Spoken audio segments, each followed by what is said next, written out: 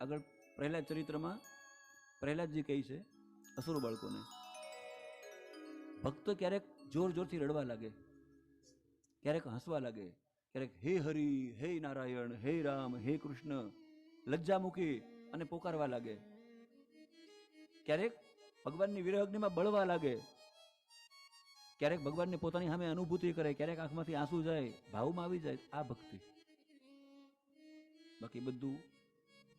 Up to date થાય, બધું વ્યવસ્થિત થાય તો માનવાનું કે થોડોક ભાવ ઘટે છે. વિદુરજી જોવે કે આ ઘરની બહાર કેળા કેમ પડ્યા ફોલેલા, શાકભાજી લઈને આવ્યા, એ ગાંડી હું કરે તું, હાથ પકડ્યો, ખવડાવું પ્રભુને, હું ખવડાવીશું તો કેળા, અરે પણ કેળા તો બહાર પડ્યા, આ છાલ છે મુક, ભગવાને હાથ પકડ્યો કે નહીં કાકા. આમાં જે મીઠાશ છે ને